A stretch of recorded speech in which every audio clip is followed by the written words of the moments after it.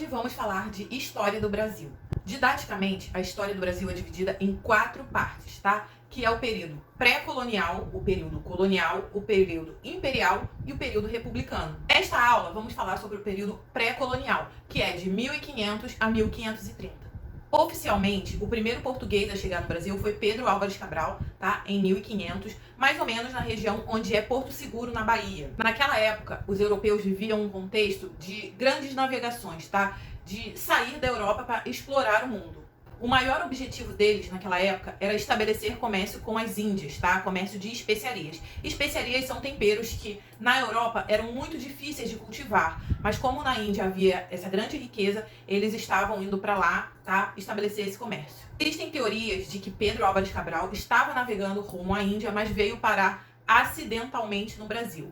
A grande verdade é que um navegador português chamado Vasco da Gama, há uns 2 anos antes, já tinha estabelecido comércio com a Índia, tá? Pois a sua expedição tinha sido positiva. Então, esse período, quando Pedro Álvares Cabral chega ao Brasil, ele ainda não é considerado colonial, porque os portugueses tinham a intenção somente de explorar e proteger essa área, né? Para impedir que outros exploradores também chegassem aqui. Nessa época, os europeus tinham um grande conhecimento de armas de fogo, né, de poder bélico. Então isso acabou conferindo a eles uma maior vantagem em relação aos indígenas. Porém, os indígenas brasileiros receberam bem os portugueses, tá? Receberam com uma certa diplomacia, com acordos e trocas, e provavelmente você já estudou sobre isso quando a gente fala de escambo, tá? E também é comum se pensar que nesse escambo os indígenas foram os mais prejudicados, tá? Porque receberam quinquilharias enquanto os portugueses exploravam essa terra, tá?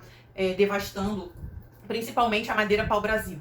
É importante a gente se libertar desse conceito de que os índios foram ingênuos e os portugueses malvados, porque naquela época, essas coisas, tá, esses objetos que os portugueses ofereciam como escambo, tinham um valor para o indígena. Enquanto a madeira, que para ele era super comum de ser vista aos montes por aí, não tinha tanto valor assim. Então é importante a gente se situar no contexto cultural da época. Durante esses 30 anos, os portugueses ficaram fazendo expedições aqui, né, para o Brasil, mas não era assim tão forte quanto o comércio com a Índia. E foram construídas, tá, pelo litoral nordestino, feitorias, que eram armazéns para guardar esse pau-brasil. Como eu disse anteriormente, a Europa vivia um momento muito ascendente, tá? Que é o chamado Renascimento Cultural. Aqui no canal tem vídeo sobre o Renascimento, eu vou deixar aí linkado. Então, clique para você assistir. Esse momento, chamado Renascimento, é muito importante para a história, não só da Europa, mas do mundo inteiro. Era a volta da valorização das artes, da engenharia, dos estudos.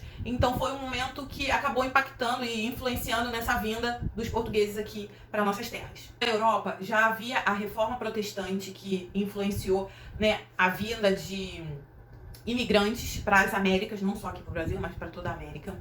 Em 1513, Maquiavel escreveu O Príncipe, é um grande clássico sobre política, e nesse livro há muito a valorização da monarquia absolutista, que era o período vivido na Europa. Então, a centralização de poder nas mãos de um monarca era tudo que o europeu valorizava naquela época. Como nós, em 2023, ficamos sabendo de tudo isso, tá? O grande documento oficial que relatou todo esse período foi a Carta de Pero Vaz de Caminha.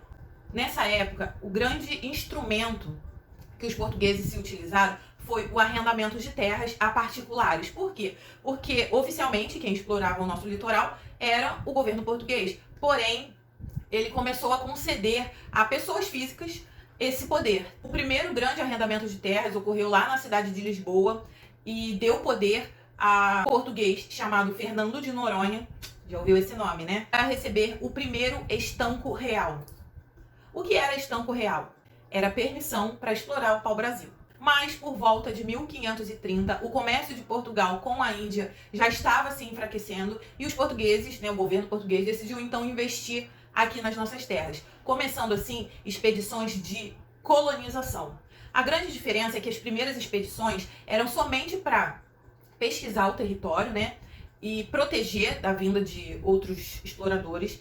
Além disso, os portugueses também estavam motivados porque já haviam franceses aqui no Brasil, né, de olho nas nossas riquezas.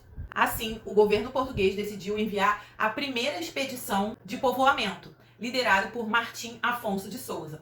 Anota esse nome aí, hein? É importante também sabermos que esses portugueses que vinham para cá vinham sem tanto conforto como nos dias de hoje. Afinal, eram em caravelas e não existia eletricidade nem todo o conforto que a gente usufrui nos dias de hoje. Então, quem você acha que vinha para cá? Os bons e bem-sucedidos portugueses? Não. Quem vinham para cá eram os marginalizados, tá? Então, isso daí acabou contribuindo também para a formação da nossa cultura. Mas eu vou falar sobre isso em outro vídeo. Então, se você chegou até aqui e gostou dessa aula, por favor, deixa um like aí e se inscreve no canal, porque isso ajuda demais no projeto dessas aulas de história, tá bom? Um beijo, até a próxima e tchau, tchau!